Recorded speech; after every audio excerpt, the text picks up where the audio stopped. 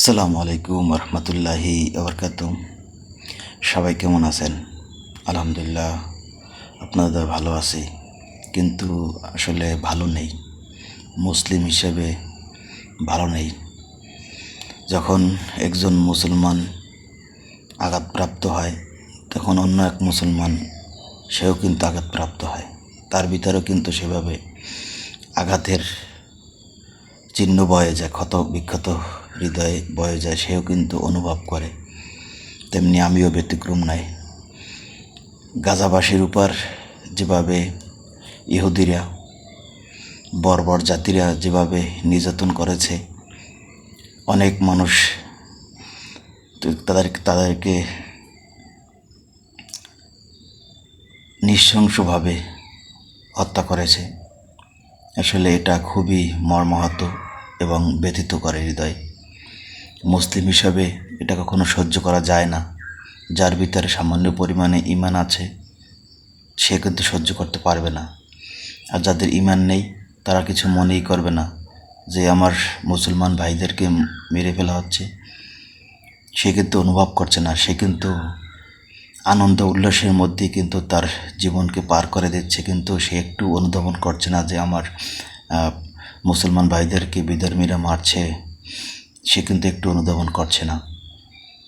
আপনাদেরকে বলবো, মুসলমান ভাইদেরকে বলবো, আপনারা যদি নবী করিম সাল্লাল্লাহু আলাইহি ওয়াসাল্লামকে ভালোবাসেন, আল্লাহ তাআলাকে যদি বিশ্বাস করেন, আল্লাহ তাআলাকে যদি বিশ্বাস করেন এবং নবী করিম সাল্লাল্লাহু আলাইহি ওয়াসাল্লামের যদি উম্মত হয়ে থাকেন, তাহলে আপনি বিধর্মীদের সাথে একত্রতা পোষণ করতে পারেন না।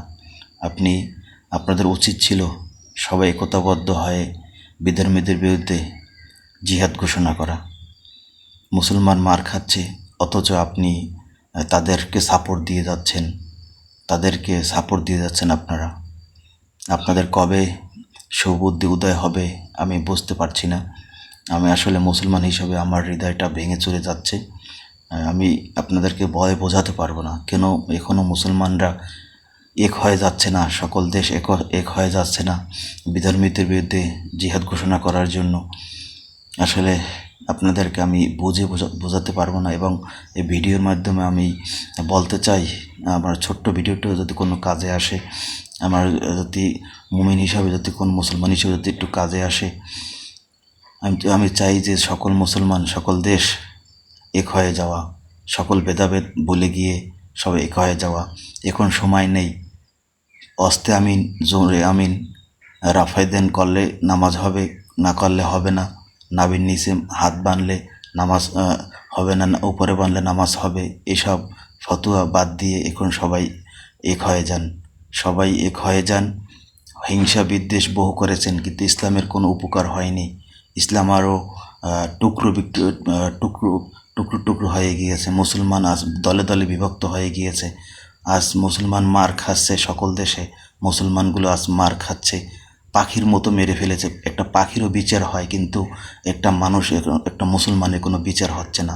পাখি মারলে সেটাও কিন্তু বিচার, যে মারে তারও হয়, কিন্তু একজন মুসলমানদেরকে পাখির চেয়েও নিকৃষ্টভাবে মেরে ফেলছে। প্রত্যেকটা দেশে মুসলমান নির্যাতিত হচ্ছে। তাই আপনাদেরকে বলছি, আপনাদের প্রতি রিকোয়েস্ট থাকবে, সকল মুসলমান, সকল দেশ এক হয়ে যান। আমার